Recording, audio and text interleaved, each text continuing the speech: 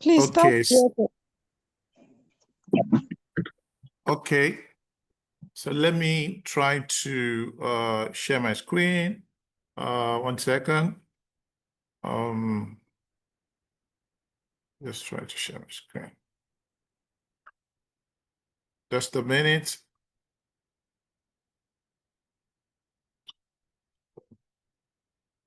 Okay.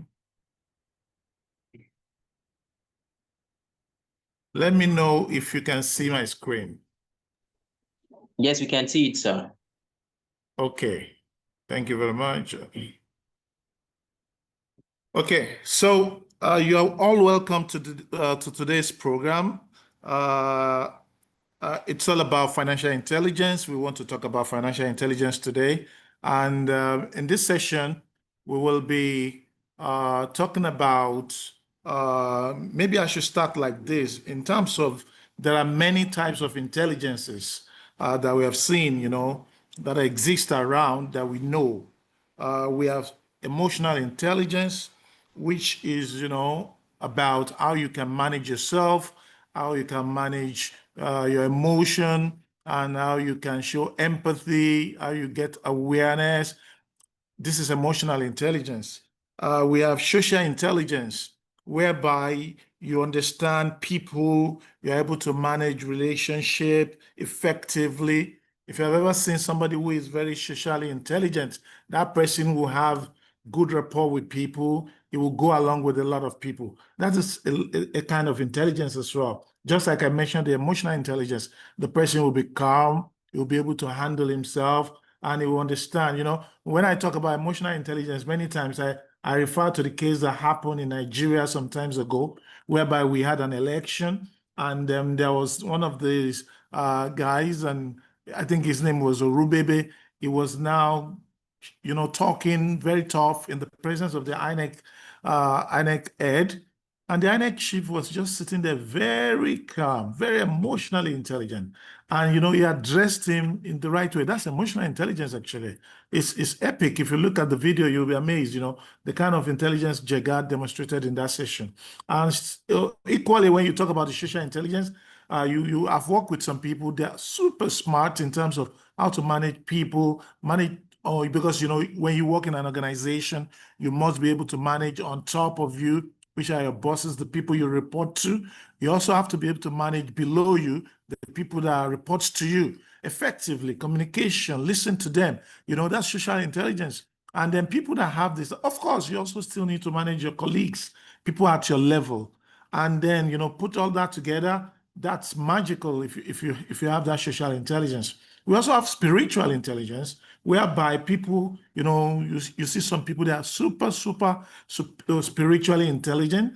They are purpose driven, people that are, thinking about maybe, long term. They're thinking about long term. It's not just about now. And these are people that are trying to balance between this world and the hereafter, or that's somebody who is spiritually, intelligent.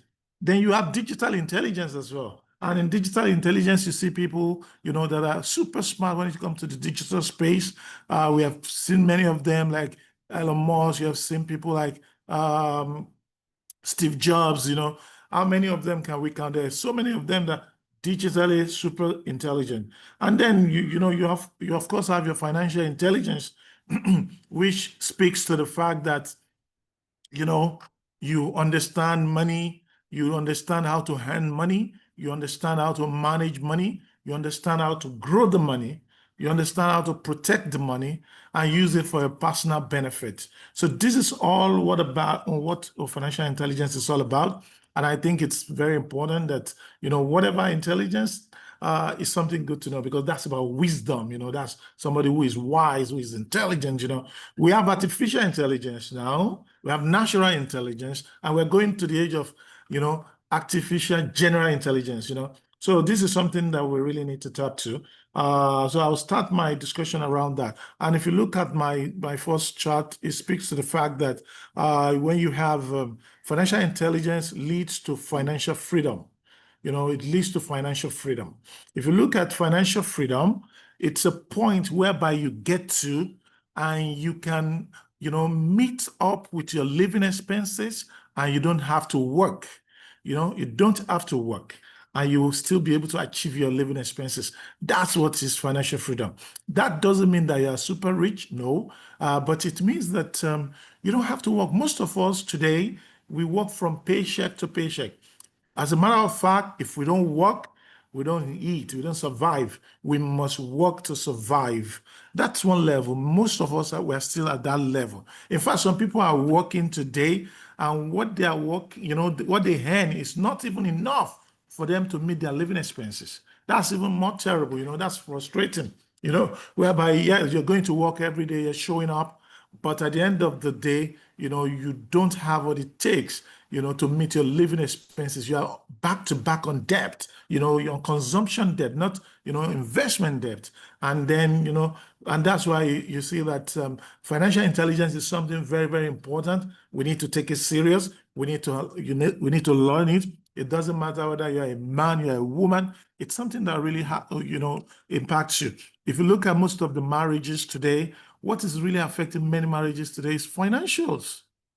When you speak with couples and you listen to both sides and they measure, they tell you what the story is all about, you see that they will not tell you about the money part. But the truth of the matter, from my own experience, I see that many, 85, 80%, if not more, of those problems will be resolved, assuming that there's a kind of financial, if there's money on the table, most of those problems will not even come up at all because there's no problem. I mean, there's no money. And, we see some of this problem. And in our society, people don't want to discuss about money, generally speaking, especially if you're looking at this, the mosque or the church scenario. The church are even discussing it, but, from Muslim perspective, most of the time, we don't talk about it. And this is very, very important. It's something that is crucial. We need to talk about it. We need to find a solution to it. Because if you don't find a solution to this, you will struggle, for a long time. And most of your struggle will revolve around, you will not be able to achieve what you want to achieve because most things that you want to achieve, you need a tool to get it achieved. And the tool that you need is money. Money is a tool, essentially. So I think this topic is a very important topic. This is just going to scratch the surface. And, we can have second level later, maybe in the future. But this is just going to be very, very introductory in nature. And that's what I'm talking about when I say financial intelligence leads to financial freedom. Okay, so I'll go to the next slide. In terms of this slide, it talks about things you need to know, essentially when it comes to financial, what are the things you need to get right for you to be able to earn rightly and, to become financially intelligent.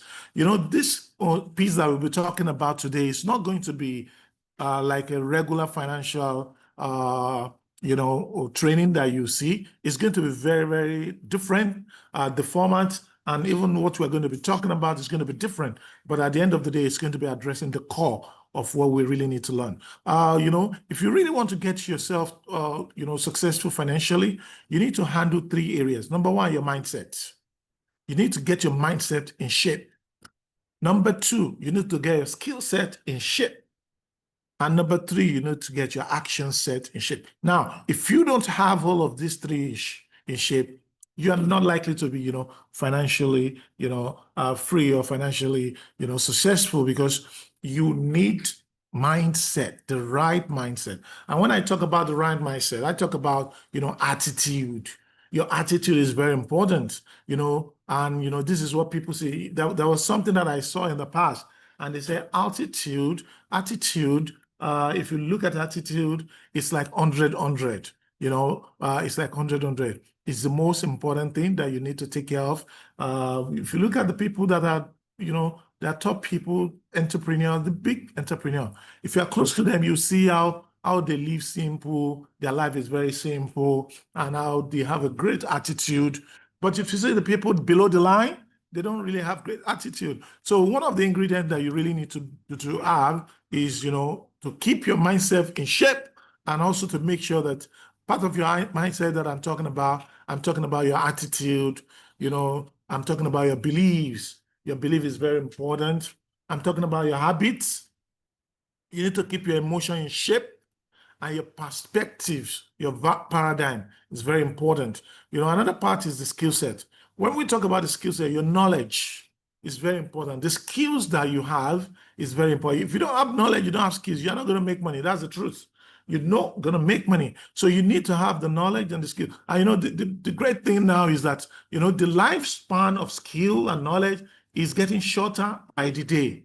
Your knowledge that you think you have 5 years down the line, your knowledge is now obsolete. Most people's knowledge is already obsolete as we speak. And, in the next coming years, we will see that most people, their knowledge will be taken over by AI. And then, so it's very important you have continuous learning. You are continuously developing and learning and grow. If you look at that, that's a big part that we really need to focus on. If you look at most of the successful people, even the entrepreneurs, they read at least one book in a week. Most really big CEO, they read one book at least in a week, because the fastest way that you can get knowledge, one of it is book. There are other ways you can get knowledge, but most of the successful CEO, they read one book in a day. And I'll tell you, if you read one book in a week, it means that you read 4 books in a month. And if you look at it, it means that you read 52 books in a year. Think about it. If it's in a particular field, maybe entrepreneurship, leadership, it doesn't matter, finance, you start to read one book in a week, or in your domain, you read one book in a week. And it means that in 1 year, you have read 52 books. And in 5 years, you have read 250 something books. And in 10 years, you have read like 520 books. Imagine the number of knowledge that you're going to have in your brain, and imagine the amount of value you can create, because making money is about value creation. You must be able to create value. You will have gotten to an international level by the time you do 10 years or 5 years of reading on a particular field. You will know so much about it, and you can teach people so much, and you can teach people. And I've seen people doing this. Some of my friends have done this. Some of us have done something similar to this. So this is possible. For you to read one book in a week, you just need to read 1 hour minimum in a day. You read 1 hour in a day, you may find yourself reading at least one book in a week. And if you don't do that, it depends on your reading speed anyway. If it takes you too long, if you read 2 hours in a day, you can imagine how much we can. So I'm talking about skill set, and it's not just about reading. It's also about attending conferences, taking new courses. You need to educate yourself. You need to reinvent yourself, because the biggest asset to create money you have is yourself. You are the biggest asset. And that's why even in that part, it speaks to that. You have to be healthy. You have to be healthy, which means even if you want to create the money, you need to have the skill set. But beyond the skill set, you have to be healthy. If you don't have a good health, if your health is not good, and you are not healthy, you will not be in a position to create, because the first wealth is health. Health is wealth.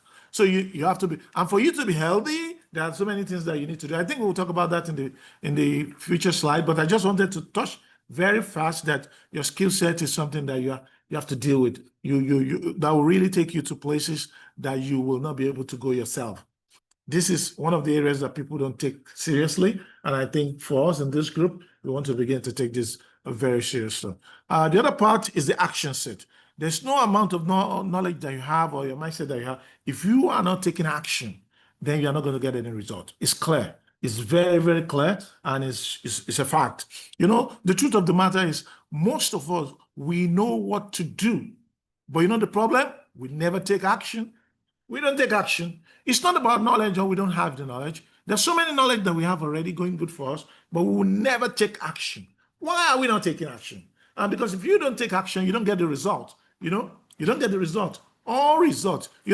There's a saying that says that all results you get today is because of the action you have taken in the past.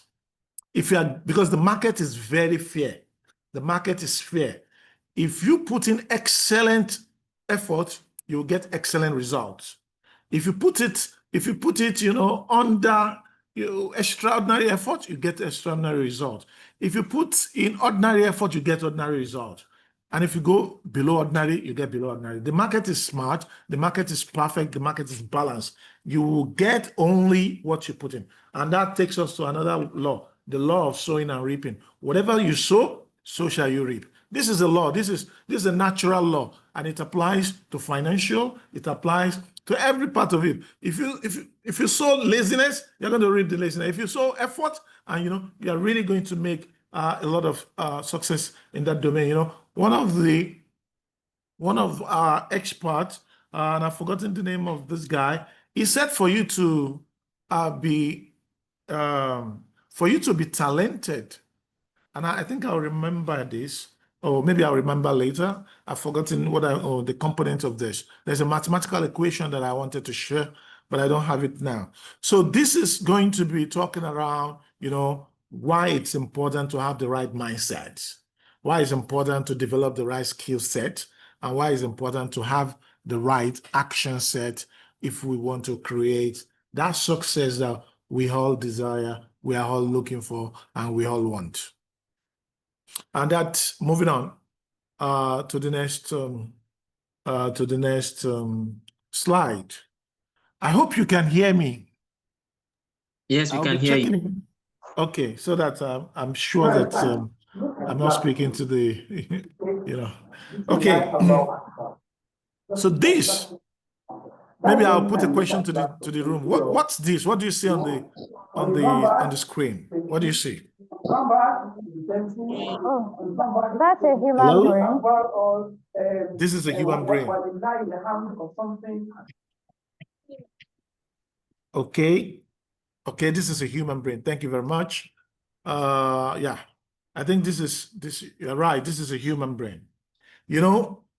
What's the relationship of human brain with financial intelligence? You know that it's very, very related.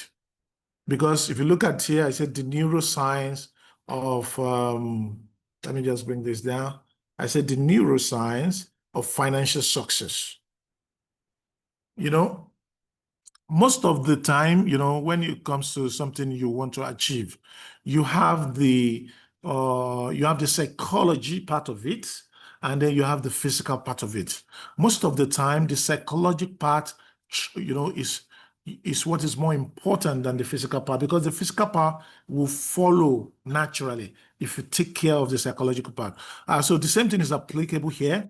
You want to talk about the neuroscience of financial success. You need to get certain things right. One of the things you need to get right is your brain. You need to get your brain right. The brain is one of the biggest equipment, if not the biggest, not in terms of size, one of the most powerful equipment that God has given to us. Allah has given to us. And, we have been blessed, all of us, with this equipment. We have it. And we should be grateful for this equipment. This is a powerful equipment. And this equipment, it's what sets the difference between people that will also be financially successful and those that will not. Because, this equipment the size of this equipment is not much. It's about 3 pounds, in terms of size. But the cells that is there is billions of cells that is in this, more than 50 to 80 billion cells is here in this equipment. And not only that, we talk about the fact that apart from having 80 billion cells, this can have, connections. It can have 50 trillion connections. It can connect to different kind of thing. It connects, the connection that comes through the brain is amazing. So if you talk about the brain, you see that there is no amount of money that we can spend to build this brain. There's no amount. $1 billion cannot build it. $10 billion, no way. $100 billion cannot build. This is simply priceless. It's priceless. It doesn't have a price tag. You cannot build it. And they have tried actually to build it. And that's why you see that they cannot build it. The only thing they have is the artificial intelligence. Because the brain is the home of intelligence with the mind. That's why we have artificial. But this is a natural equipment that we have been blessed with. And you need to understand how this thing works. Most of the time, this equipment controls you and me. It controls us. And if it controls us, we will not be successful. So we want to learn as much as possible so that we are the one controlling this equipment. Okay, so people are writing. Let me check what they're saying. Okay, thank you. So we are the one that are controlling. We want to get into a point whereby we are controlling this, our brain. And the brain is not what? It's not controlling us. So this is, if you look at here, what I put here, I'm saying that one of the the richest man in the world, one of them, I think is in the top 10. His name is Ray Dalio. He's a financial guru, and he's still living. I mean, he's top 10. If you check him, I guess he's still within the top 10. He's one of the richest guys in the world. I picked this from, he wrote a book, and that book is called The Principles. What are the principles by which he lives his life? And what are the principles by which he developed his business? So he wrote a book on that. It's a masterpiece. You can read the book, Ray Dalio, The Principles. Now, one of the things you talked about is there's inner conflict. And when you talk about the inner conflict, it means that for you, there's two parts of you. As you sit down there, listen to me, there's a part of you and there's another part of you. So you have two parts. There's a part of you that is thoughtful, it's logical. And there's a part of you that is emotional, and when we say thoughtful, it means that it's thinking, in a logical way. But there's another part of you that is emotional. So many times there's inner conflict within us, there's inner conflict. There's a part of you that wants to take action. And there's another part of you that's saying, no, don't take action, go and relax. There's a part of you that says, oh, come and attend the Ham concert program today. There's another part that says, no, go and read, go and relax, sleep. You're tired, And so there's an inner conflict. And you need to understand that is natural. It's not only you, it's for everybody. Why is it that people, they don't read books or they don't, do all of those things that we talked about?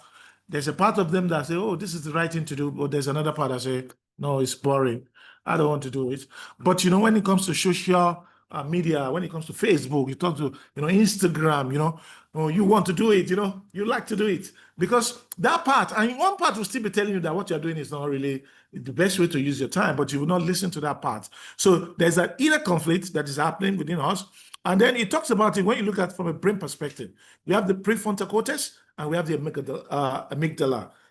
So, the prefrontal cortex is the area which is like the CEO in your brain, which makes the decision, is the decision-making part, is the one that is thoughtful, it thinks, is the one that plans, is the one that is organized, is the one that uses the brain that use the brain rather than the brain using it. And some people call this part the instinct part of your brain. And the other part, is the amygdala, or what do they call it?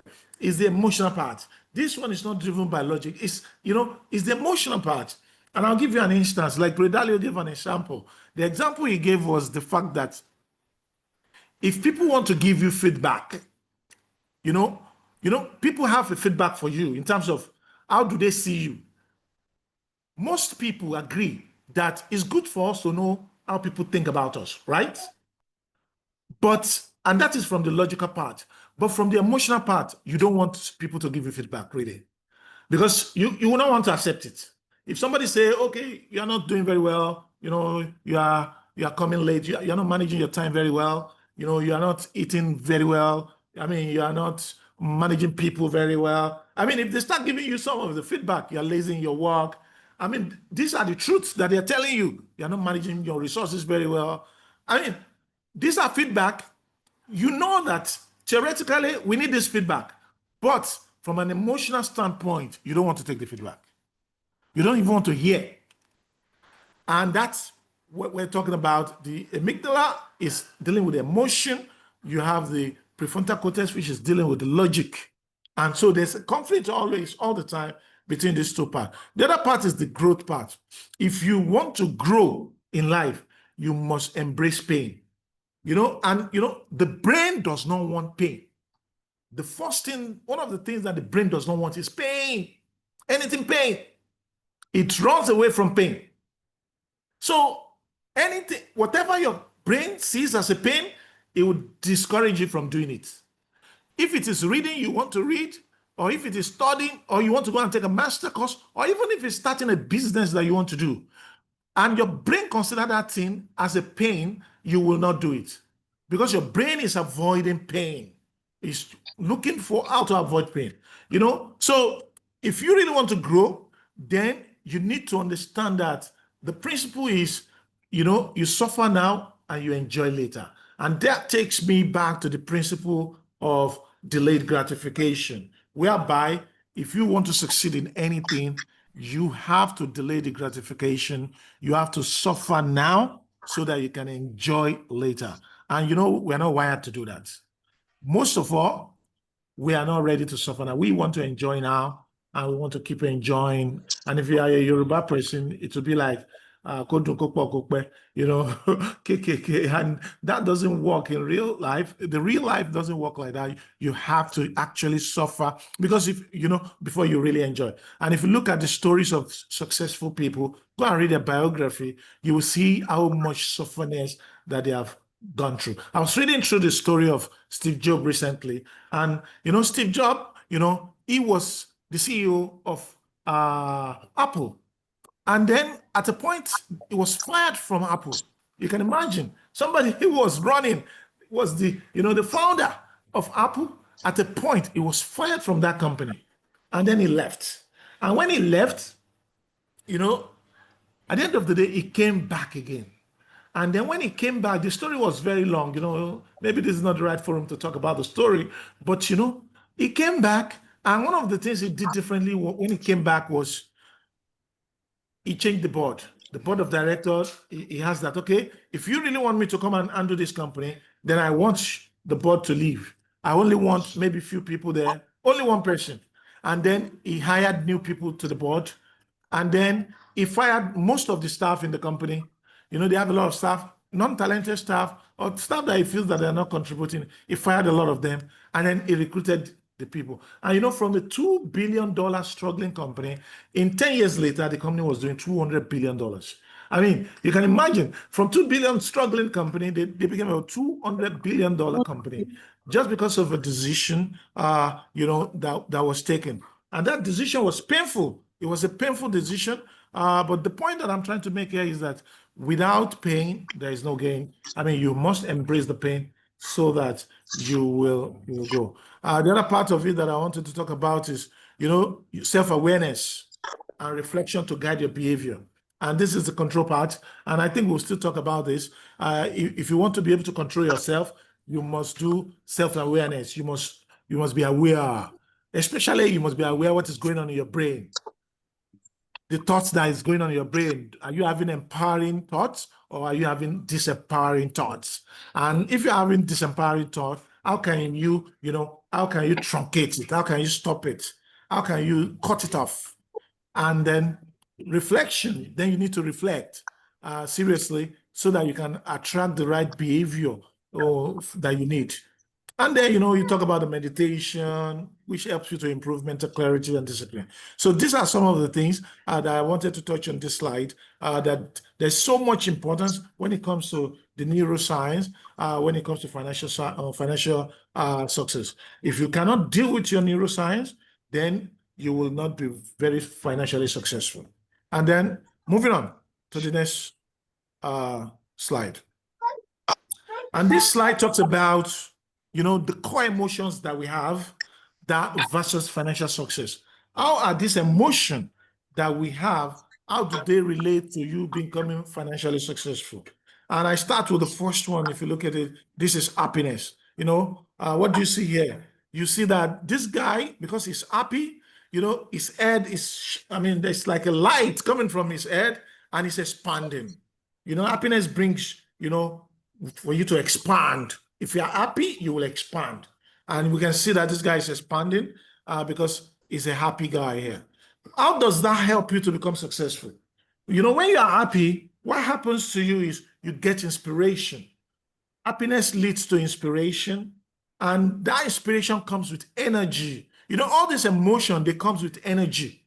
Some of them, you must be able to use this energy to create wealth for yourself. It doesn't matter we have more than 6 emotions actually. Some people say we have more than up to 40 to 80 emotions, but at least these are the core basic ones that we know. We have the happiness. When you are happy, you can create from that point of view.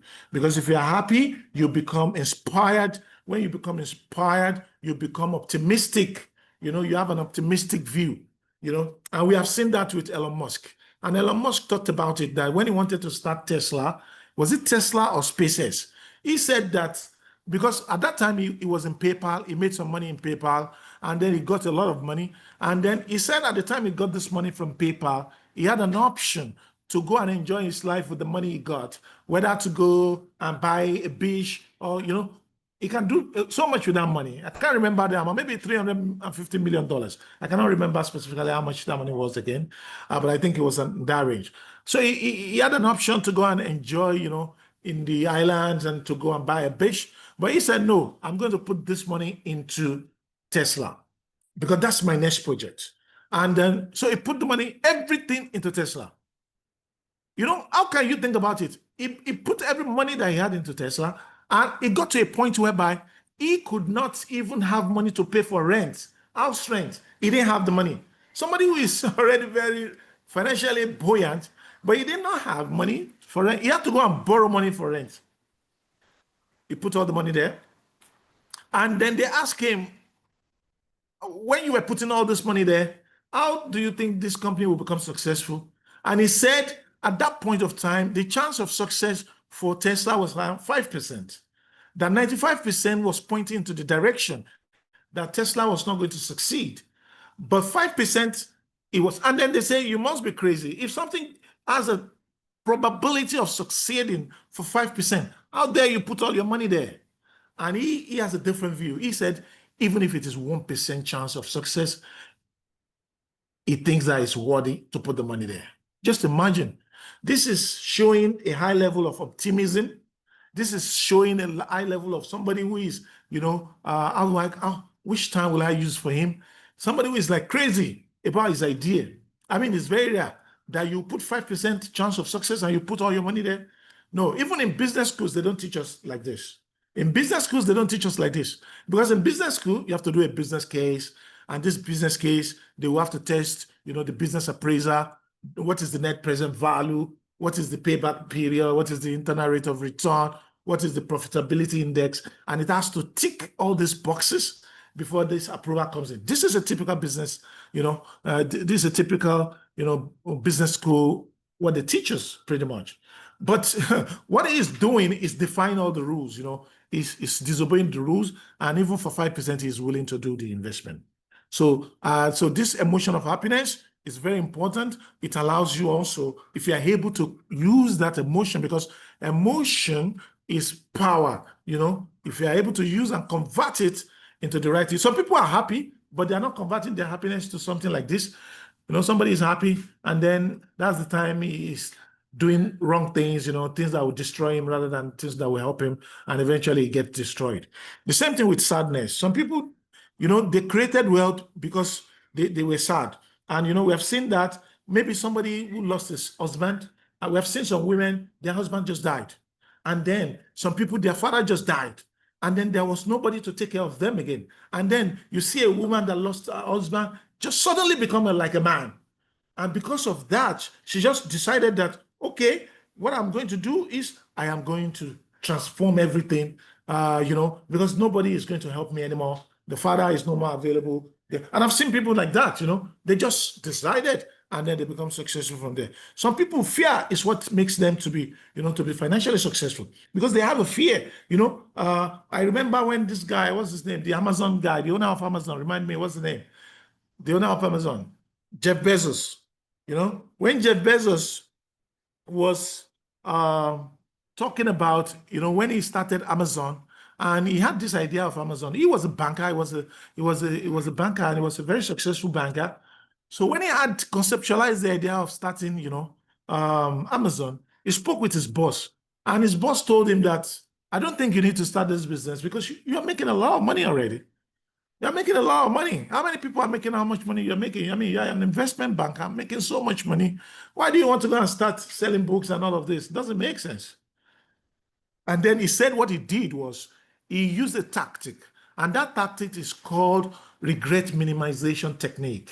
Regret minimization technique. Because what he's saying to himself is, okay, what he's saying to himself is, if I don't do this thing, I'm going to regret it in the future. If there's something you need to do and you are not doing it, you're not taking action on it, you will regret it in the future. And so he used a regret minimization technique that he wants to minimize the regret that he's going to have in the future. And based on that, even if he fails, it's okay. He will be happy that he has tried, but he will not forgive himself if he did not try. And as a result of that, he decided to go. And you know what? The business struggle in the beginning days, they struggled for like 20 years. They didn't make profit. And eventually they reached that level of profit trajectory and they started making a lot of money. And at a time, they became the #1 company in the world. Jeff Bezos became the richest man in the world. And he was there for some time before Elon Musk took over. You know, so look at where it's coming from. You know, from a fear base, you know, if I don't do it, I'm not going to help myself. Then another one is disgust. Another one is what? Disgust. Some people get disgusted, and as a result of, you know, getting disgusted, they decide to go and take an action. Because the only thing that's going to make you successful financially is not just the knowledge I've spoken about, it's about your action set. Action that you are taking, you know. Can I get a 5 minutes break and I come back in 5 minutes, please? Hello? Hello, sir. All right, sir. Although normally we do have break by 12 o'clock, sir. No, I need it now. Sorry. Okay, it's all right, sir. It's Just all right. take 5 minutes or 10 minutes break. It's all Sorry. right, Thank you. I'll just come back now.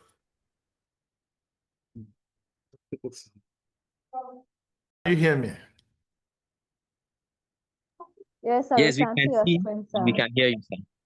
Okay, tamam. So I think we stopped somewhere around here talking about how fear made you know, some people to, you know, succeed. And I gave an example of Elon Musk. One of my friends also told me something similar, that for him, you know, when he wants to take an action, because, you know, the thing you need to become successful is taking action on your ideas. In terms of ideas, God has given all of us, if you are Muslim, Allah has given all of us, you know, these ideas free of charge every day. And ideas, you know, download into our brain on a daily basis.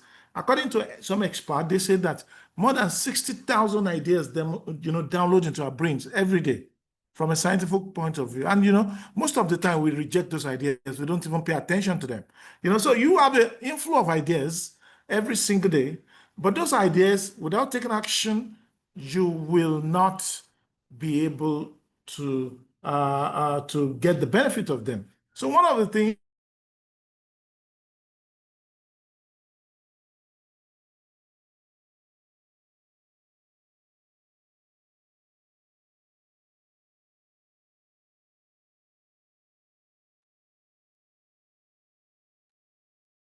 Hello, sir.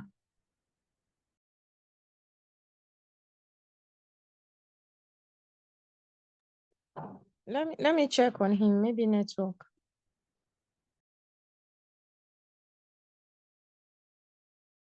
So,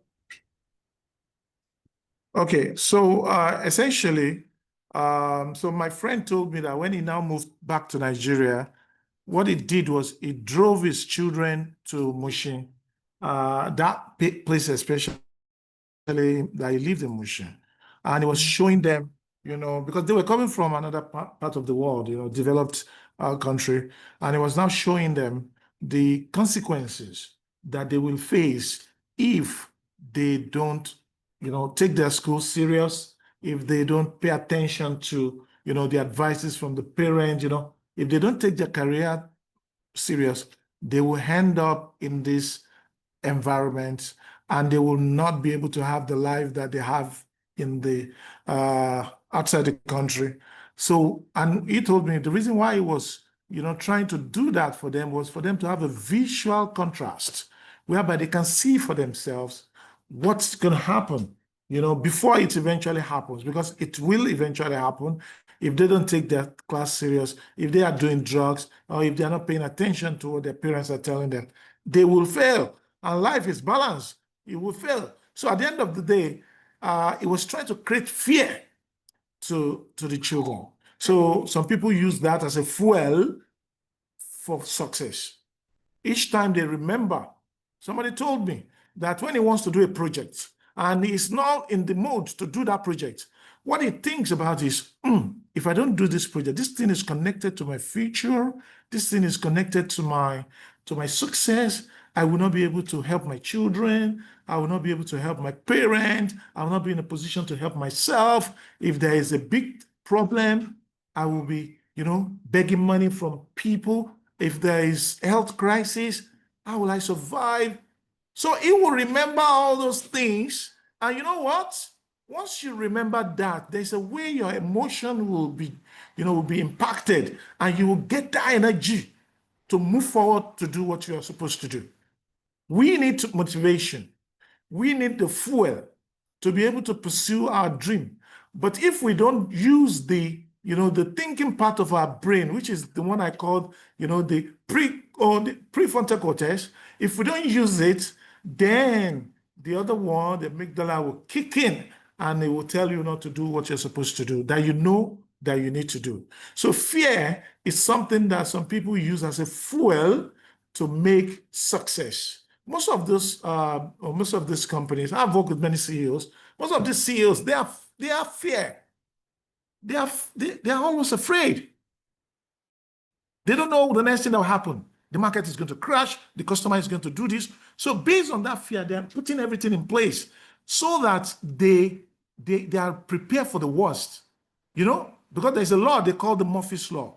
That Murphy's Law states that if something can go wrong, it will go wrong. If something can go wrong, it will go up. So if you work with the Murphy's Law, it means that you will make sure you put, the process in place, you put things in place so that so that those things will not go wrong. You will not just say, inshallah, it will not go wrong. By God's grace, it's not going to go wrong. No. You will say that, yes, you should say that, but you have to put the process in place so that those things don't go wrong. So, because of the fear, if this happens, what's going to happen?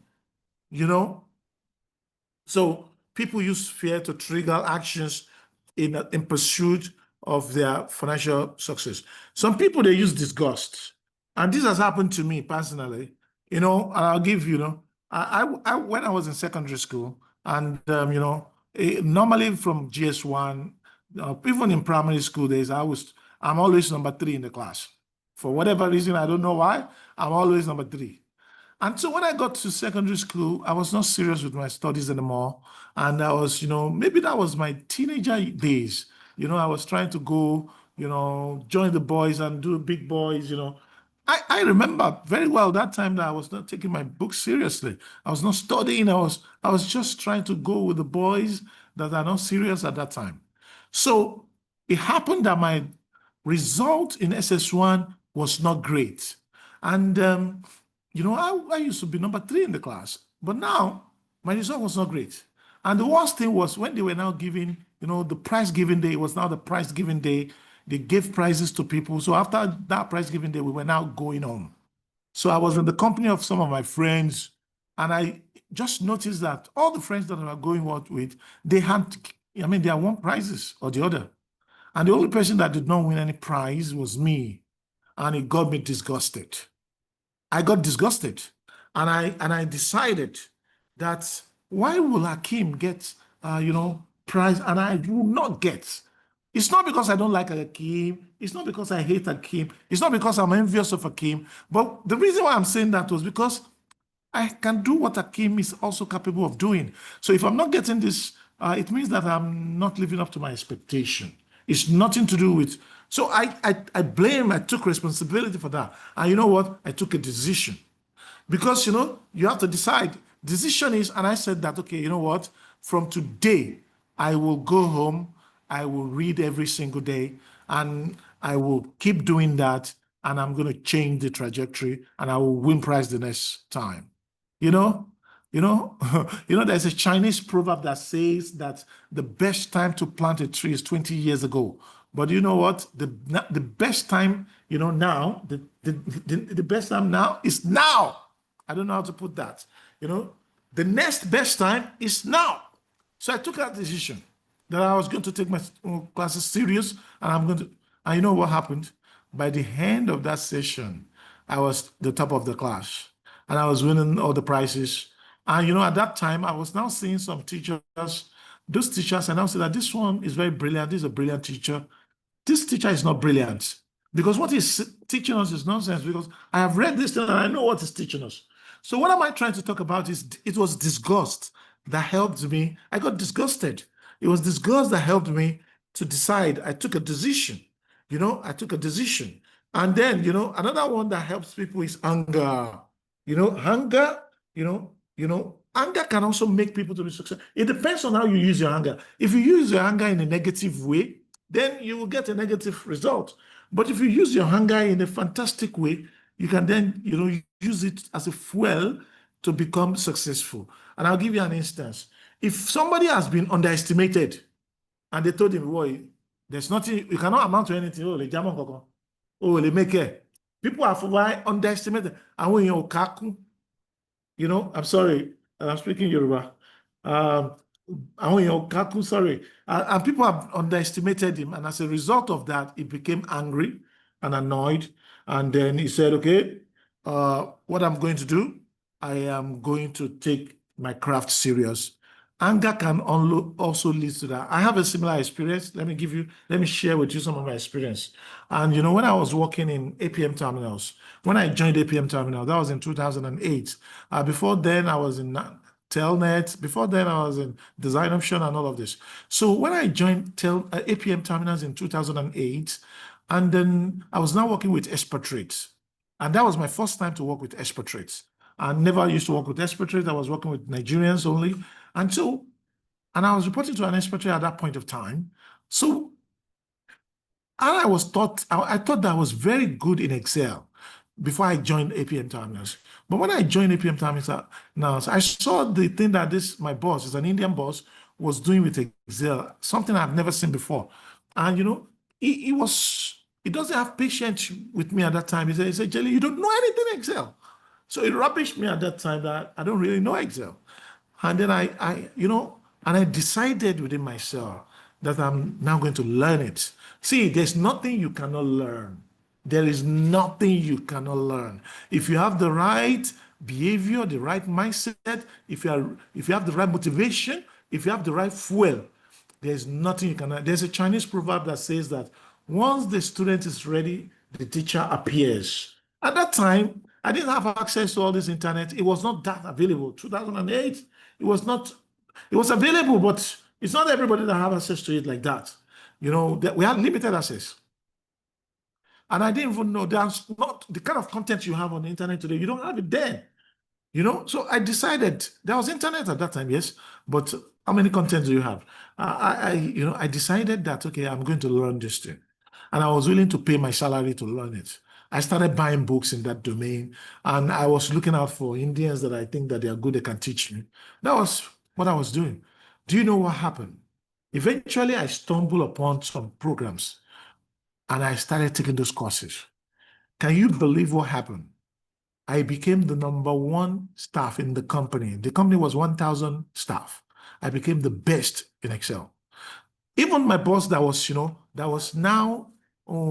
made me to be angry, I became better than him, and I became his teacher. Because whenever he runs into any problem in Excel, comes to me and say, Jeleel, please, can you help me? I've been struggling with that. I can say, wait. Because you know what? I have studied Excel so much. And, it's like I got like a PhD in Excel. That was how much study I've done for it. I've invested in courses. I've bought courses internationally, And so I was #1 in that company. Out of 1,000 employees, I was the best. If there's anything in Excel, they will bring it to my table and I will solve it within 1 minute because I know it. I mean, I've studied a lot, taking courses. But what was the starting point? It was hunger. I was hungry. I was hungry. And my boss now respected me a lot after that. He was now proud of me, because I took it as a challenge. I took it as a challenge. I could have taken that anger in another way to be my boss enemy and start fighting him. Why are you passing condescending remarks on me? I could do all of that, but I did not do that. I took a decision that I was going to learn and I was going to do whatever it takes to learn. And you know what? I learned, not just I learned, I started training people. I did a lot of training in Nigeria, Allen Avenue. I did in VI. I did a lot. I've trained many people. I've trained a lot of people, a lot, both internationally and locally. Why? Because I decided to take that decision and I went into learning. You can learn anything. And because that is the beginning of your power, and I cannot tell you how many doors that skill has opened for me. I can't. It's so much. Because I was the best in it, in my circle. In my circle, I was the best. So if you will become a subject matter expertise in anything, you know so much than every other person in that domain, it will open doors for you. This is a fact. This happened to me, So another thing that also make people, that they can use is surprise. When something surprising happen, and that they were not expecting. Maybe somebody, I used to tell people, they say money is the problem. I said, no, money is not your problem.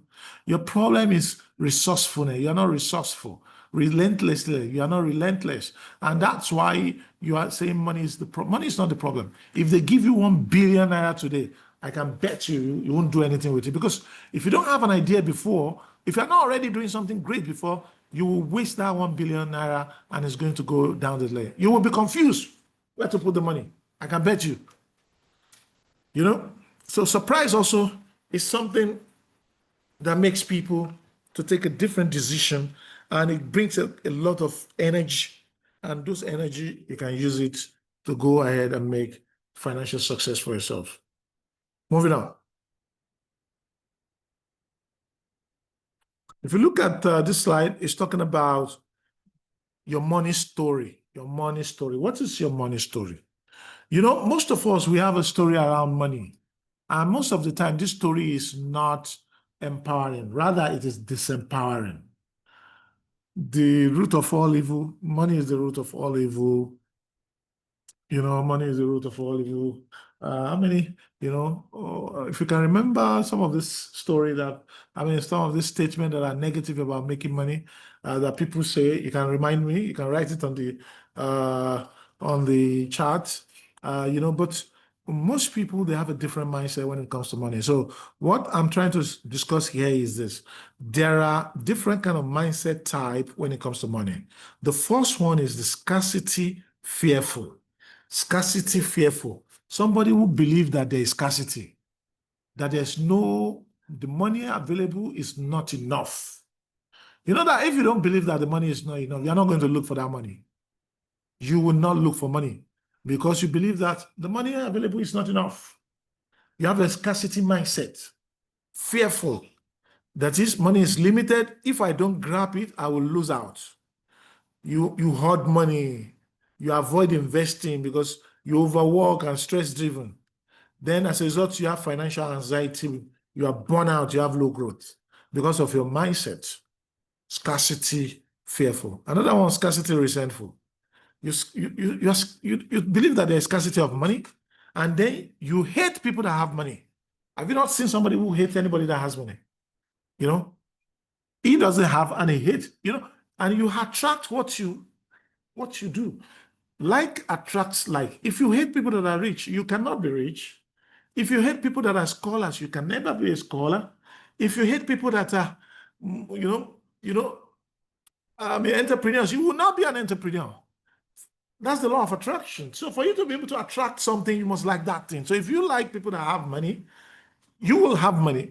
If you hate them, you cannot have it because it's a law. It's a law of attraction. So now we talk about some people believe rich people are greedy. There's not enough to go around. This is some mindset. It's a negative mindset.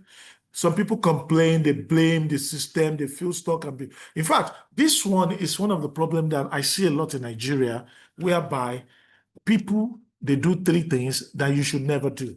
Number one, complain. Don't complain. Never complain. Never, ever complain. Ever.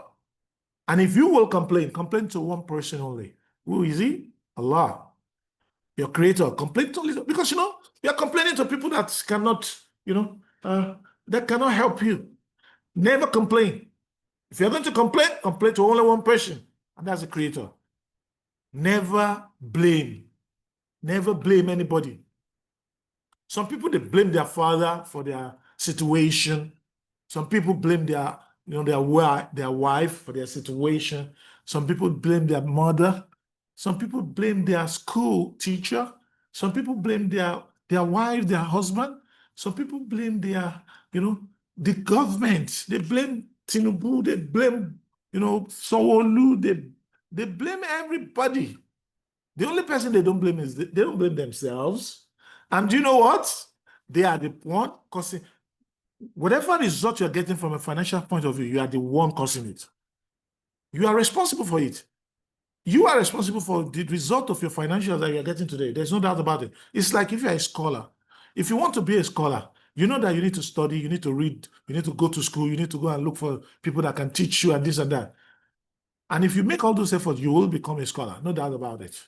The same thing, to make money, you need to learn how to make money. Unfortunately, in school, we have not been taught how to make money. We never taught how to make money.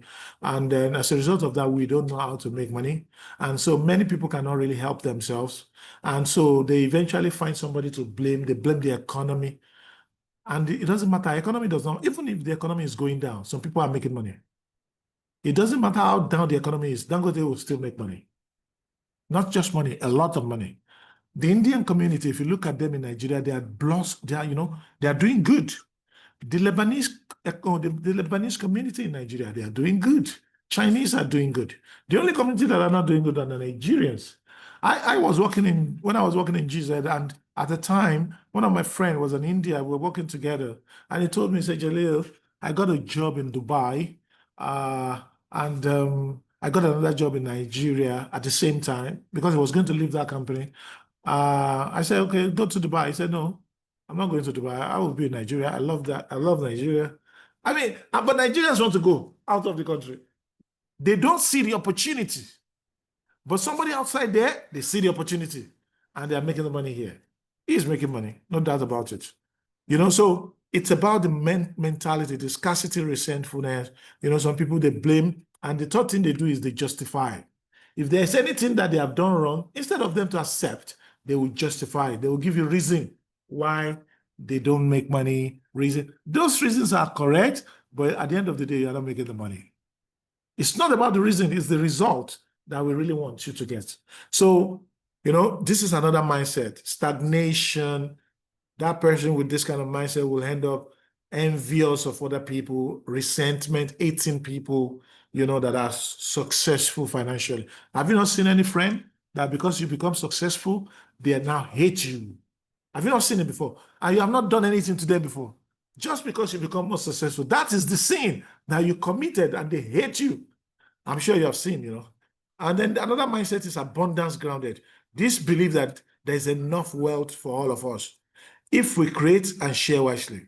And this kind of person believes in investment, he gives in charity, he learns, he builds long-term wealth. And this kind of person, he has balanced success, peace, barakah, blessing. You understand? So this is where to be honest with you. This is the right place to be. You must believe in abundance because actually there's an abundance in Nigeria. And if you believe in abundance, the question is, why are you not making the money? It means that you don't know how to make the money, period. You don't know how to make the money. If you know how to make the money, if you have been taught how to make the money, you will make the money. If you know Dangote, for instance, and you are close to Dangote, Dangote does not need to give you money before you see how Dangote is making money and before you know how to make money, and then you start making money. Most of us, we receive our financial advice from people that are poor. When we are looking for financial advice, we listen to people that are poor already. Meanwhile, you're supposed to listen to people that are successful, that are rich. You know, the last part here in terms of the mindset is abundance naive. He believes that money will just come. I don't need to plan or hustle. Some people believe that, all this Nigerian home video that will come with an idea that something just happened, somebody, became rich because of one thing. That's not going to happen. That's film. It's dramatic. It doesn't work like that. If you don't plan for the money, you're not going to make money. So this kind of person with this kind of mindset, it will end up with unstable finances, over dependence, and overconfidence. So these are the money story and that people have. Moving on.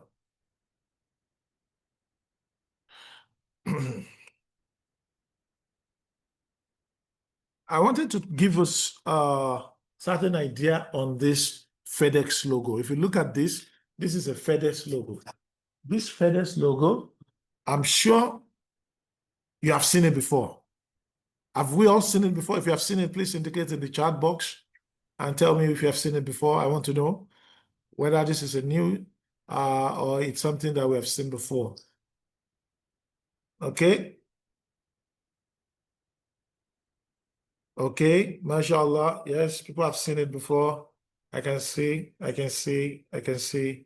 Oh, mashallah. So most people have seen it before. Now, if you look at this FedEx logo, I'm trying to drive this point that you don't see with your eyes, but with your brain, And, many people, they have been passing by opportunities, but they cannot see it. And it's there. The same opportunity that you cannot see, somebody will come from somewhere and will see the opportunity and will grab it right in your phone. Many times you see some people, they have fantastic ideas, but they never execute on those ideas.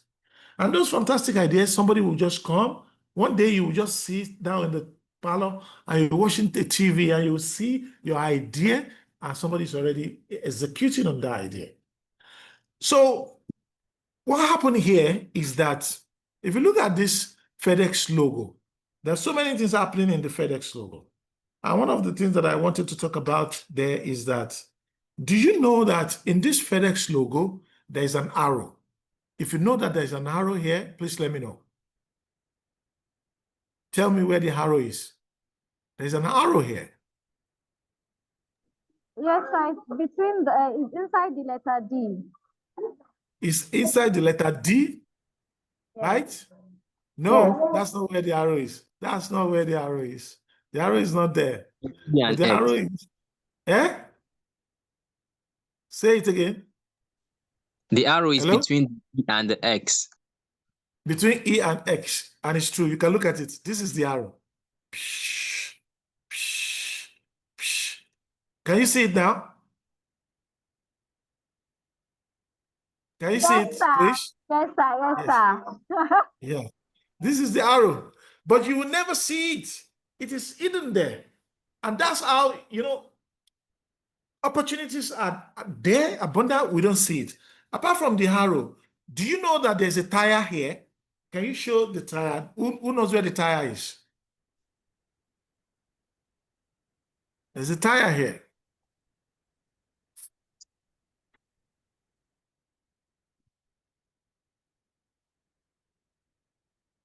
Okay, somebody, tell me. The tire, I've seen it before. Okay, yeah, amazing. Inside letter D. Inside letter D. The Yes. tire is, yeah. Yes. Thank you. This is the tire. This is the tire, and and all these things that they have put there, it has a meaning. It has meaning, There is a spoon here. Can you see any spoon in this place? Who can see any spoon? There's a spoon here. It's underneath letter E. It's underneath letter E. Fantastic. This is the spoon. This is the spoon. It's amazing. And if you look at it, the reason why they put all of this in there, there's a reason for it. And some people have seen this logo for more than 10 years, 20 years, but they never see all those things. They would never see it. And they keep seeing it. Even people working there, they don't see it. It's about, you don't see with your eyes, but with your brain. You know, we don't dissect things very deep. And this spoon, the reason why they give this spoon is at the time they wanted to know where your parcel is. If you give FedEx a parcel, they want to know where it is. So they want to be able to measure where it is. And that's why they use spoon there, because you use spoon to measure, right? And say, okay, your package is inside the ship at the moment. No, it's in the airport at the moment. No, it's here at the moment. So the same thing with opportunities. Your opportunities, you must be able to develop that skill to look for opportunity. And those opportunities, they are very important and they will help you to be able to make that progress. Somebody started the pure water business. And before then, there was no pure water. I know very well that there was no pure water business. And some people started it and they made a lot of money. Then most people joined the bandwagon. They don't have the ideas. They are not seeing the opportunity. We are placed with the same opportunity, but we interpret it differently. There was a story that I know. There was a company. This company, they sell shoes. What they sell is shoes. So they now sent 2 marketers to a city to go and sell shoes there. So the first marketer, when he got to the place, he discovered that these people in this city, they don't wear shoes. So the first marketer, he called back the home office and he told them that they don't use shoes here. And so there's no point being here. I'll be coming back tomorrow. They don't use shoes. And the second guy said, they don't use shoes here. And this is a great opportunity for us to sell shoes to them so that they can begin. We can send me many shoes. We will sell here. Each perspective. The other guy cannot get it. He doesn't see it. And the other guy gets it. And this is what is happening, with us. And, with all this kind of study, you start seeing opportunity. You have to start to looking at this opportunity, and you start to need to, essentially, get all those ideas. FedEx logo, yes. Those things are embedded in the FedEx logo, and these are some of the ideas that I wanted to sell. Moving on. Now, in terms of becoming very successful financially, you need to have some ritual that you do every single day. You must. And I took this from a teacher of mine, one of my teachers. I got this from him, and I'll share with you. And I am doing also part of it. I'm not doing some of it, but I think you need to begin to do some rituals in the morning. You need to do some evening rituals. And you need to do some when you're going to your bed. You need to do some hour to hour. And this will help you. Number one, even before we go into this, let's talk about it. Gratitude. You need to start to practice gratitude. And if you look at every religion, including Islam, they emphasize this point. In Islam, for instance, Allah said that,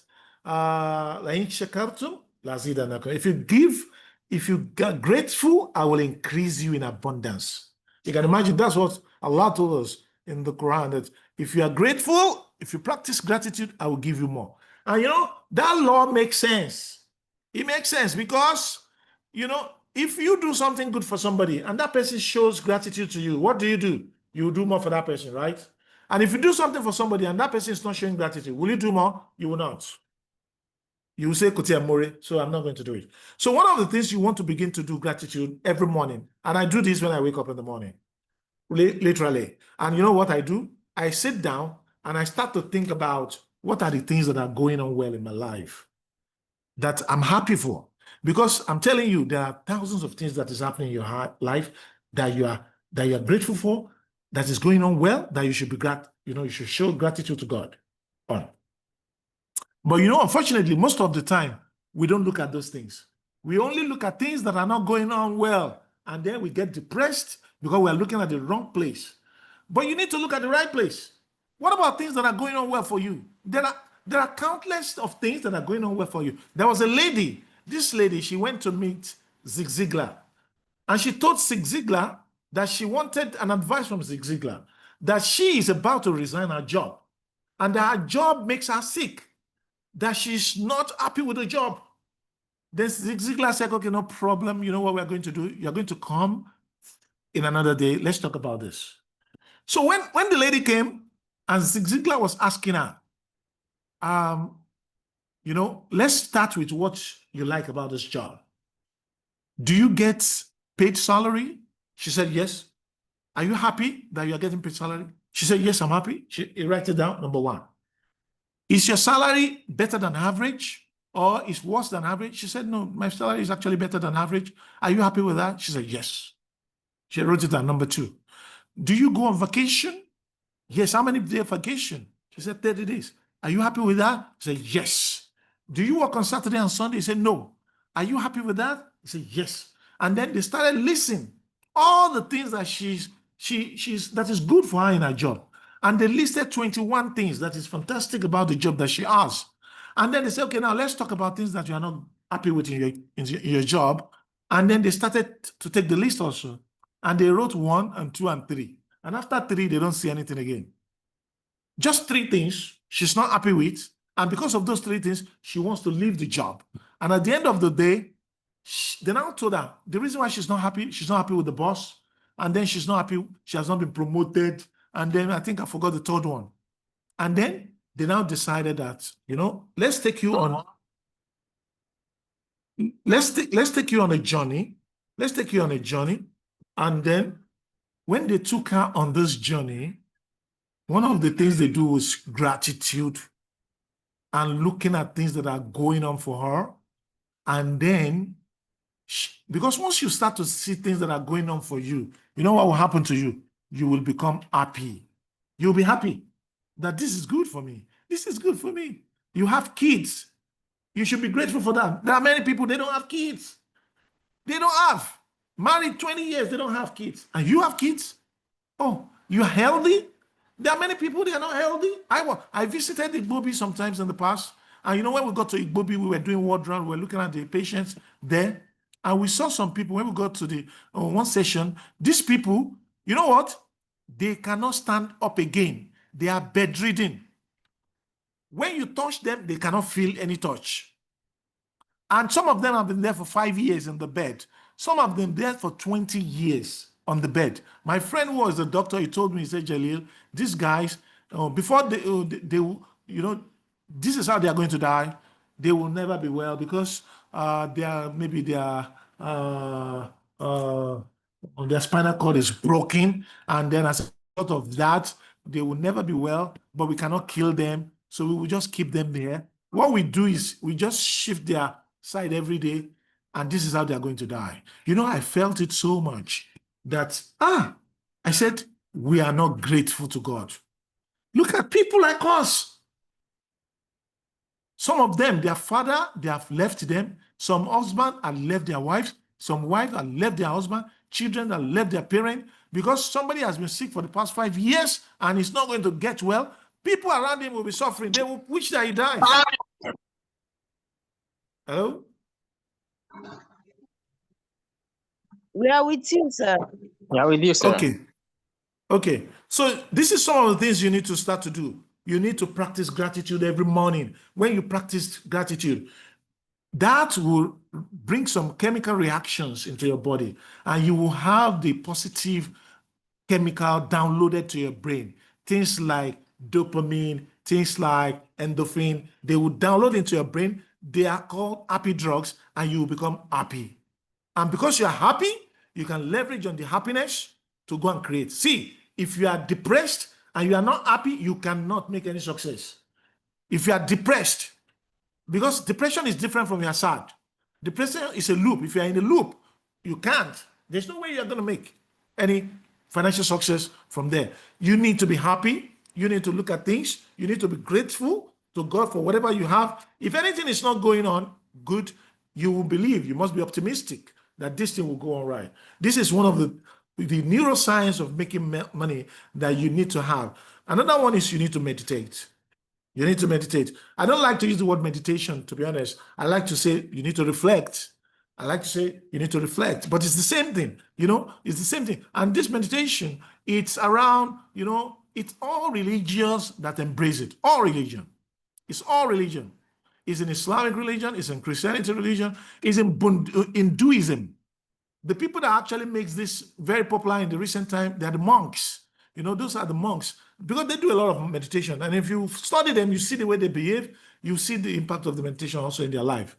Steve Jobs, he went to Stanford for some time. And when he dropped out from Stanford, he went to India to go and meditate.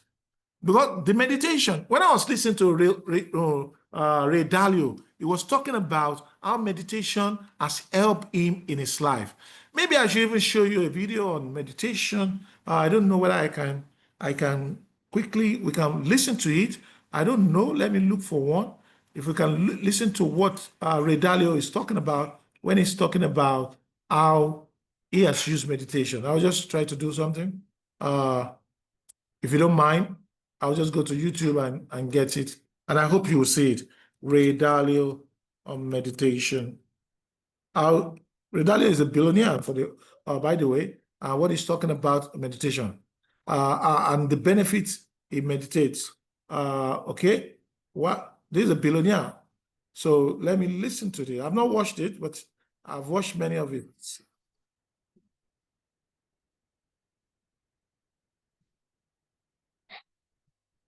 Can you hear what he's saying? We can't hear anything yet, sir. You cannot hear it. I stopped it now, but can you see the screen, what I'm showing? Or you're still seeing my presentation. Is my presentation what you're seeing? Or you're seeing the video I'm showing? It's just the slide presentation, sir. Okay, so let me go away from the slide presentation. Let me stop sharing and I'll share again. I will now share this video. Let's look at the video. And I hope you can hear what Ray Dalio is talking about here. I'll share the video of Ray Dalio. Then I'll come back to my slide. Let me see if you're seeing this. Can you see this? Yes, we can see it now, sir. Okay, so they are interviewing Ray Dalio.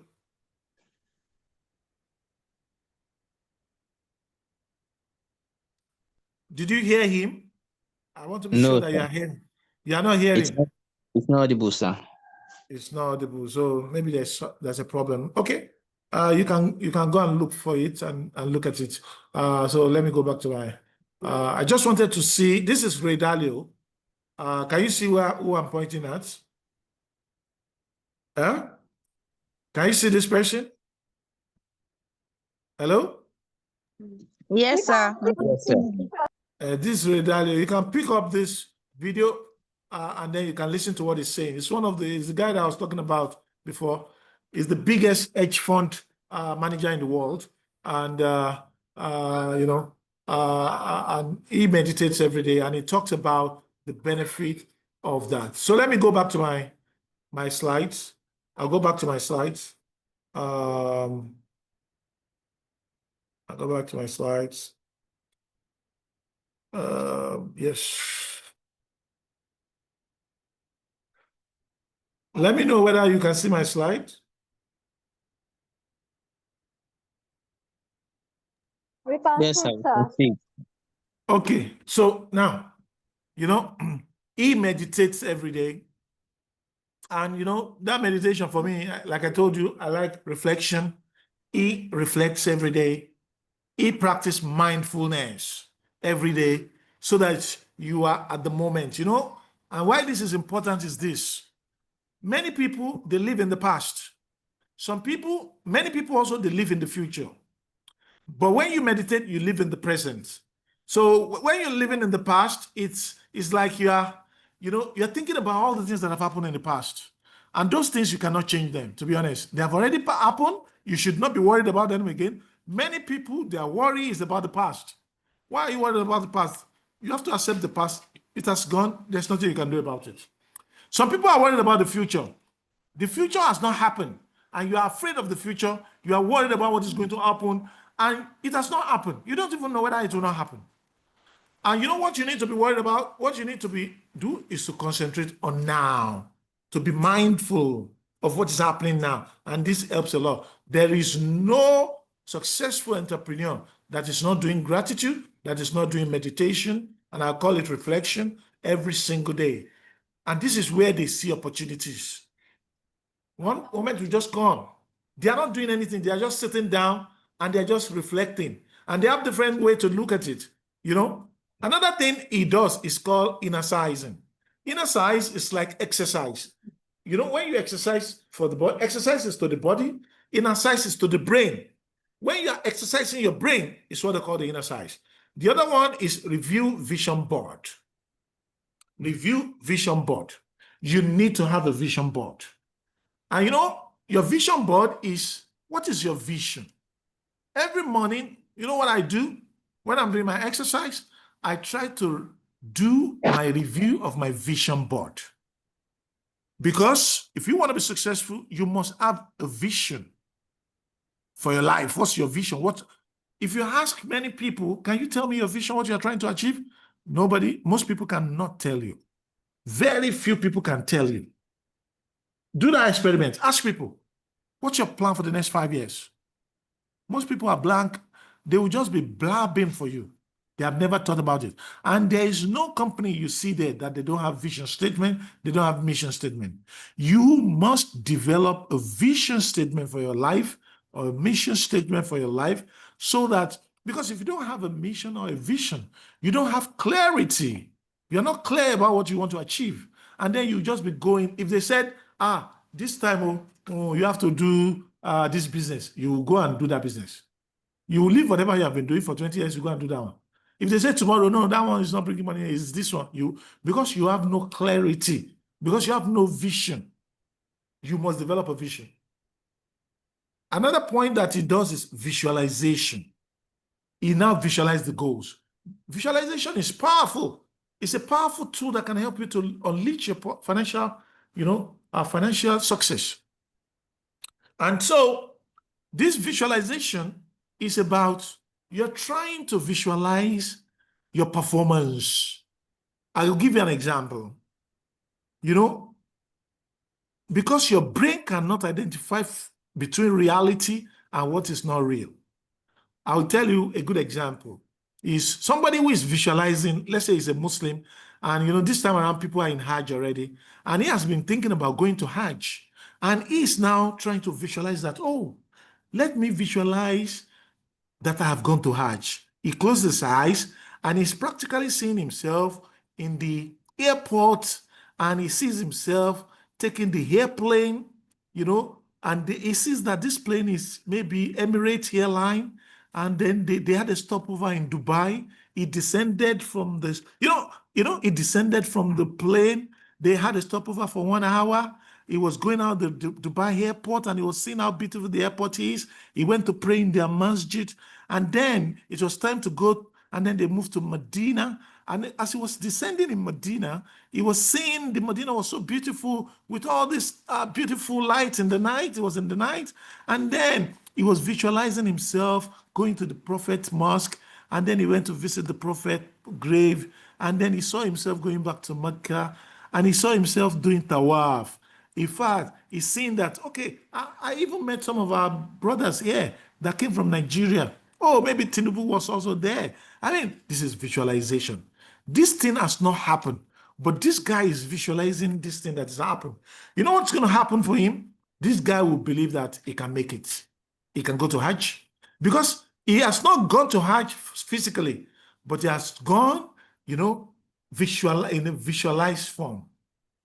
And this guy will be motivated. This guy will be able to, the brain, eventually this guy will go to Hajj. This is a fact. This is a fact. And I used to give another example.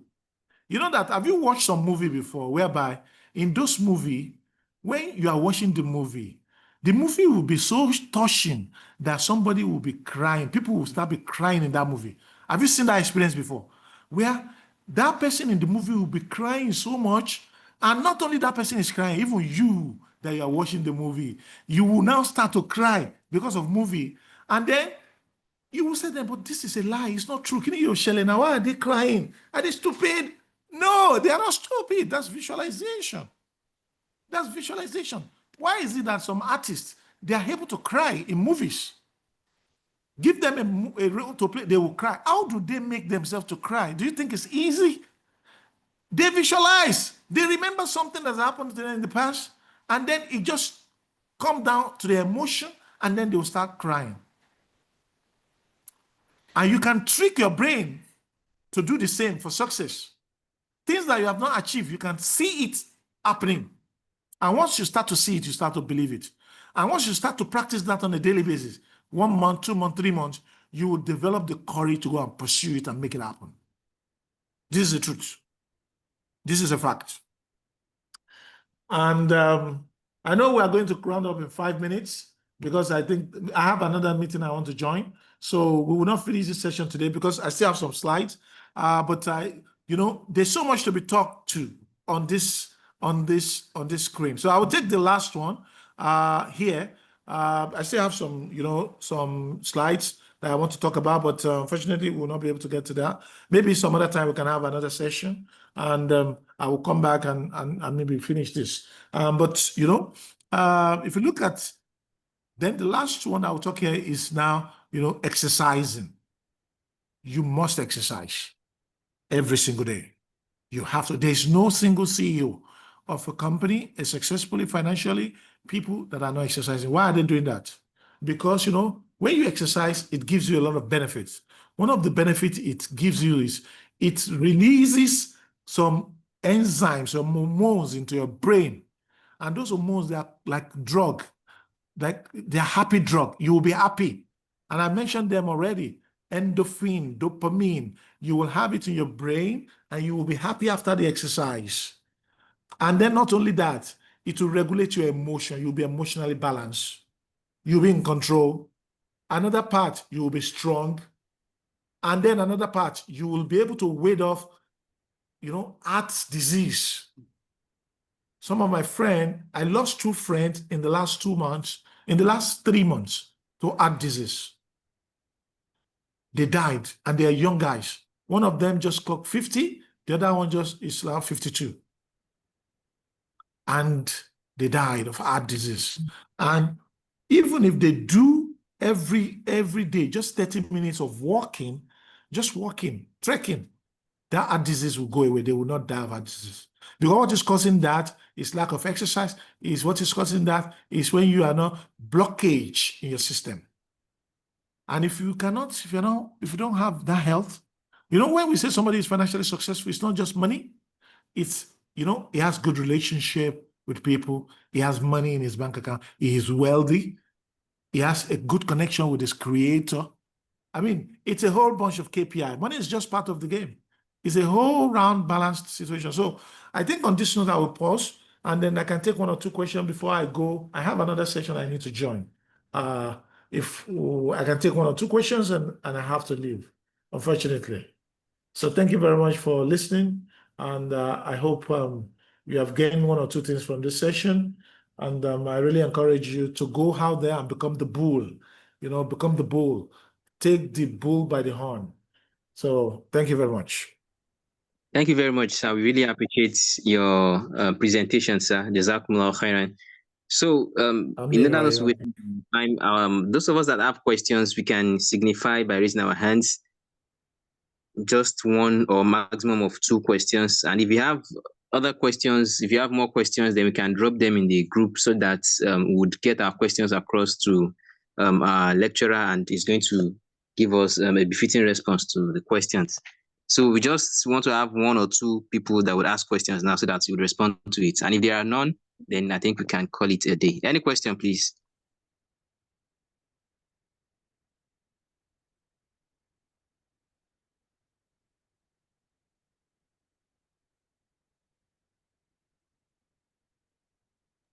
Okay, so I think someone is raising a hand. Okay.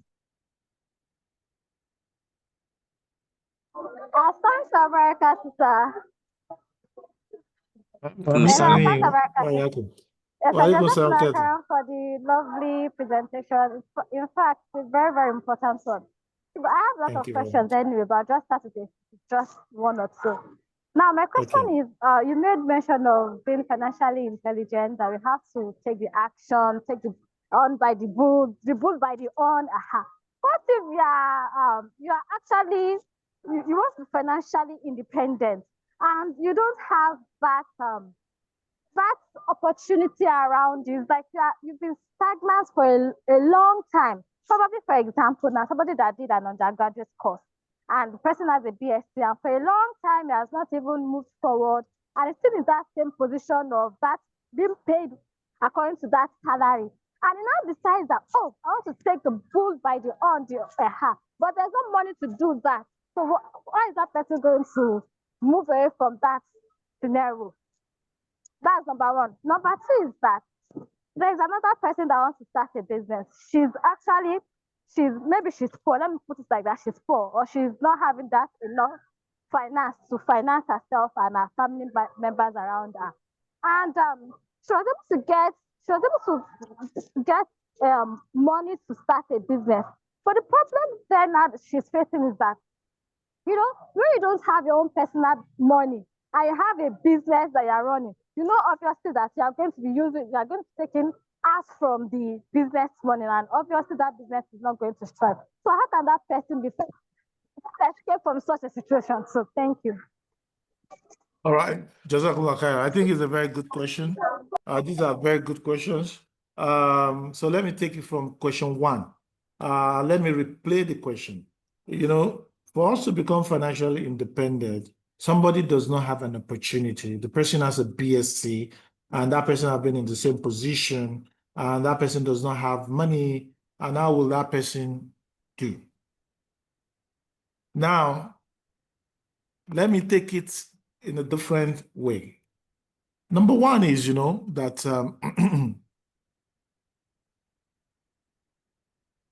you need to look at yourself very well. And then you need to identify your strengths. Where am I good at? Okay? You identify your strengths. You also need to identify your weaknesses. Okay? But the reason why you are identifying your strength, you need to do SWOT analysis for yourself. Every company does SWOT analysis, which means they identify their strength, they look at their weaknesses, they look at their opportunities, and they look at their threats. SWOT analysis. Now, when we talk about the strength, this is something that the second is abstract. And that's why take time and not do the second. We don't do it. Hello? Sorry. It was interference from someone, sir. You can continue, sir. Okay. So now, if you identify your strength, for instance, the reason why you are identifying your strength is to capitalize on it. This is an area you are strong. You need to leverage on it. Leverage on your strength. Capitalize on it. Why do you want to identify your weaknesses? You need to be able to address those weaknesses. You want to address them. And your opportunities, you want to tap into them. And your threat, you want to shield yourself from it. Now, one of the things that I advise people is you need to strengthen your strength rather than focusing on your weaknesses. Because if you are focusing on your weaknesses, according to a research that was done, and I've forgotten the name of this institute, people that are focusing on their strength, they do much better than people that are focusing on their weaknesses. You will focus on your weaknesses and you will just get to maybe an average level in that domain. But if you invest on your strength, something that you are talented on already, that you have built strength on it, you've capitalized on it and invest more in that strength, it can take you to places. So somebody who works in a company and that person has a BSc, and that person is not making money, you need to evaluate the company you are working for. Okay? And then once you evaluate the company you are working for, you need to decide if your company is not a growth company, a company that is not going to the right place that you are going to, and that's why you said you need to have a vision for yourself. If your company has no direction, you need to leave that company. That's the truth. If you continue to work in the company because of something, eventually you will not progress. 5 years down the line, you won't progress. Okay? But I'm not saying you should leave immediately. No. I'm not saying you should leave immediately. You have to plan for that exit. I'll give you an example. One of my friends, Engineer Jeleel Badmus, and I know that Umu Amatraman knows him very well. And I don't know whether other people knows him too. Engineer Badmus, Engineer Jeleel Badmus. He started his career with Globalcom. And we were living together at that time. When he started his career, it's not that Globalcom is not a good company, but Globalcom has some practices that are not great. Everything is around the owner of the company. You know, if the owner likes you, you get promotion. If the owner does not like you, you are stagnant. Some people are getting paid times 10. Some people are getting paid very low. You know, there's no structure in the company. And he evaluated the company and he said, no, I cannot work with this company. And in around 2010 or thereabout, he resigned from that company. Or even before 2010, I can't remember specifically. He resigned from that company. You know what? He didn't have a job when he resigned, because I know the story. So what he did, he went to itikaf that day and he went to pray to God. He told me that once I resign, I'm going to itikaf. Although I told him, don't resign. Don't resign. Because I will not advise people to resign without having something to back up, a backup plan. But he did not listen to nobody. He resigned and, you know, went for the itikaf. After the itikaf, he was just looking for another job. Eventually, he got a job with Etisalat. And he did fantastic at Etisalat. He left Etisalat, he got a job with Ikeja Electric. And recently, he has resigned from Ikeja Electric. And they didn't want him to resign because he had developed another pipeline of revenue, his own business, and he has been growing the business for a while. And then he has planned for it, then he resigned. And when he was resigning, they didn't accept his resignation also, but eventually he left. So what am I talking about here is you need to have your own vision, what you want to achieve. And then whatever company you are going to work for must align with your vision. Okay? And if it doesn't align, you need to, because one of the things that we talk about when we talk about financial freedom or independence is you must have 3 to 6 months salary saved by the side. That's one of the tips I didn't get to. One of the things you need to do is to create an emergency fund. Emergency fund of salary of 3 to 6 months is urgent. You know why you need to save that money? So that if there's an emergency, look at the time there was COVID, many people lost their job. How would they survive? You know, I work in Sudan, and there was a time, you know, in 2023, war broke out in Sudan. Some people lost their job. Up to now, they don't have a job. Okay? But if you have an emergency fund that you have created, and you know, people will say, oh, the salary is so small that I cannot even create an emergency fund. And I believe you can create you can create an emergency fund. It can take you a long time, but you can create. You understand? Because it may be difficult, but it's something that you have to create. You have to create it. Okay.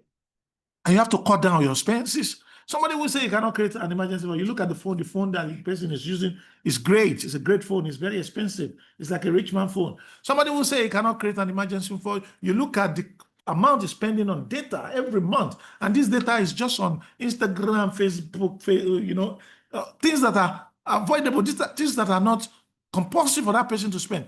If you look at that person's financial statement, you will see that person, there's so much opportunity that they can put this money in another pocket. That person is going to go to Mr. Biggs, you know, spending money on pizza, spending some money that is not absolutely necessary. And they are saying that they cannot create an emergency fund. I don't believe it. You understand? Maybe that emergency fund is not so important to them at that point of time.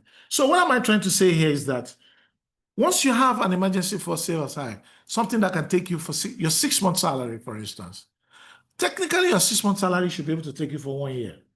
And then if you have developed a competence in one particular area of your strength, you can begin to make money.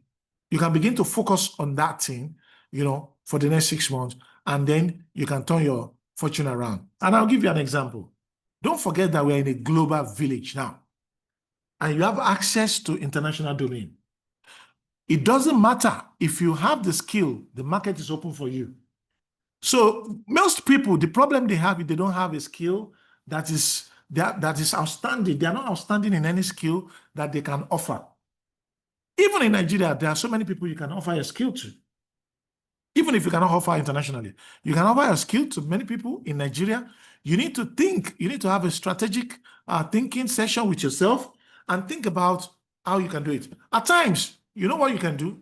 I'll give you one example. One of our brothers, when we were starting to train people on Excel, that brother came to me and he said, oh, he wants to join the Excel class. In fact, I invited him myself.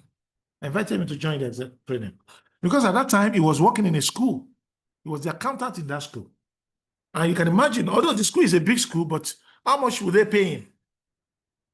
So the guy joined my course and he was taking the training. And we were taking the training and he was serious. He was a brilliant person. So you know what happened to the brother? Eventually, this brother developed that skills in that training. And then he has a friend. That friend works with Unilever. So that friend needed the skills, the Excel skill at that time in the company because he doesn't have, that guy is into supply chain. He doesn't have that Excel skill. But my friend, who is working in a school, he has that skill. So that my friend started to help him. So that guy now saw that, this skill is so amazing. You are so good in this. And they needed somebody in their company. So that guy now went to tell his boss that there's a guy that has been helping me, with this thing. He's so good in Excel. And then let's employ him. And they said, okay, if there's opportunity, let's invite him. And you know what? They invited him. He passed the test. They gave him the job. Unilever. That's where his life changed. From a person working in a school, his life changed. He showed me his salary. It was huge. It was not comparable to what he was earning in that place. As I speak to you, that person is also an expatriate outside the country. As I speak to you, I can give you tens of dozens of experience of people that I've seen that from 0 degree, and I'll give you the last example, just to make sure that this is not theoretical, it's something that has happened. When I joined the company, GZ, I was the financial controller at that time. Although I've not become the financial controller, I was the financial planning analyst manager, FP&A manager. And so at that time, one of the things I do is I talk to the people in the department, especially the young guys, and I ask them, what are you doing? So one of the guys I spoke to, Kodri, at that time, he was a cashier. And the cashier was the most junior guy in that department. And I asked him, what are you doing here? He said, he's a cashier. I said, how many years have been there? He said, I've been there like 2 years. I said, what's your career aspiration? Where are you going to in your career? And he told me that, yes, it's writing ICANN, blah, blah. And I said, you have to write ICANN and take it serious. You need to go and get a BSc. You cannot just be doing cashier here. You need to go and get a BSc, and you need to take, some courses and this. I just gave him casual advice. 1 year later, the guy came to me and he told me that, Mr. Jeleel, I have passed my ICANN. Now I'm chartered.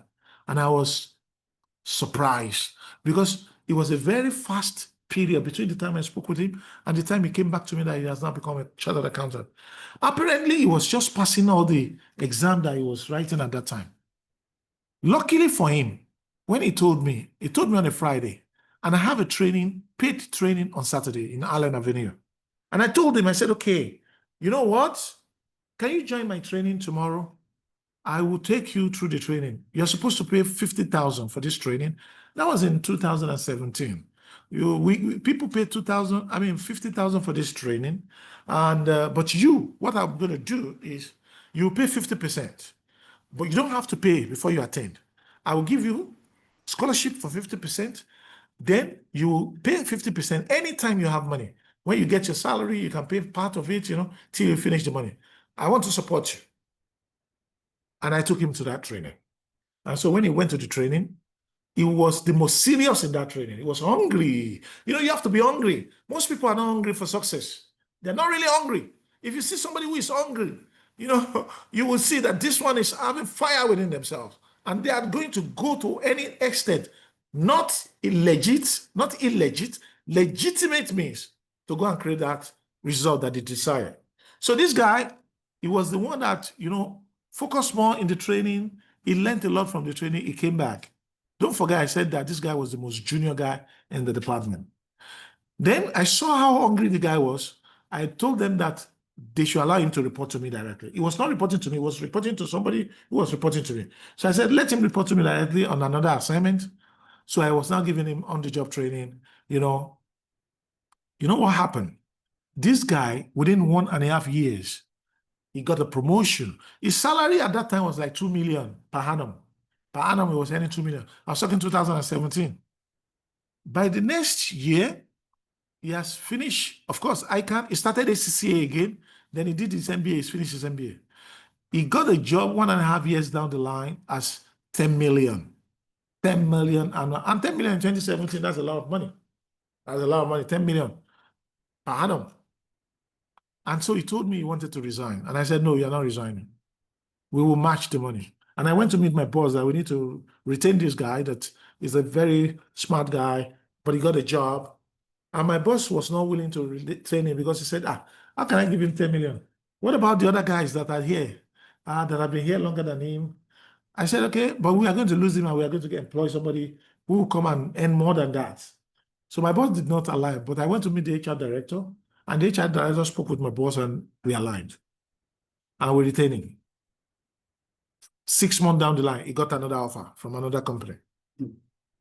And at that time, he didn't even tell me about it again because he knew that I'm not going to allow him to go.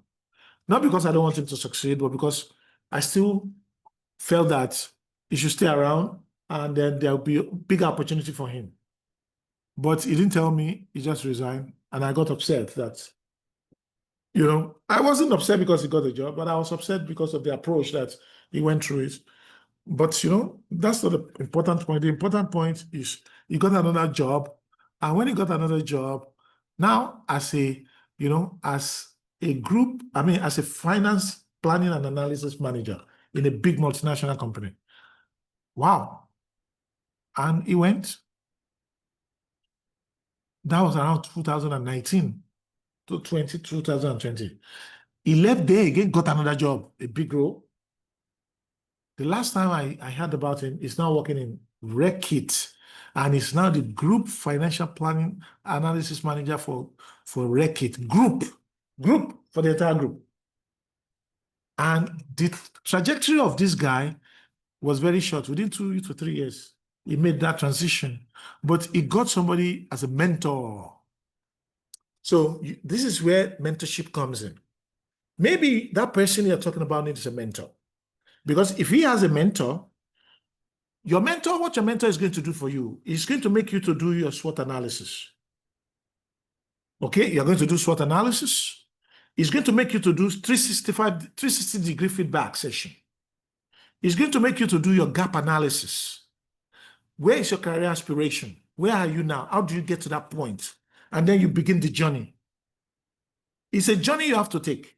And it will help you through the journey. Everything is on you. You must be the one to act on this plan. You will now come up with, a gap analysis. You will now come up with a 5-year roadmap of a career transformation exercise. And you must be committed to that goal. I have seen some people that I've coached personally, they're not committed and the goal will not work. And I've seen some people, they have committed to that goal and they have grown. And then they take you through the journey. And I can bet you, before 5 years, by the time you go to the 3rd year, people will start talking to you that what happened? What changed? What has changed? See, in the Quran, Allah said that Allah will not change the condition of any people except those people, they change their own condition. And on this note, I will stop. And I may not be able to take the last question, unfortunately. I need to go now. Oh, I'm sorry. Maybe we'll have another session in the future, inshallah. Thank you very much. Assalamu alaikum. Wa alaikum assalam. Thank you very much for the wonderful presentation. Thank you so much. You're welcome. Thank you for having me. So inshallah, we shall be done the questions for today's program at this juncture, and inshallah, we'll meet again for the next program, inshallah. So if you have any other question, we can pen down our questions and drop them in the group such that the questions will be responded to later on, inshallah. Okay, thank you very much. So, assalamu alaikum. Wa alaikum assalam wa barakatuh.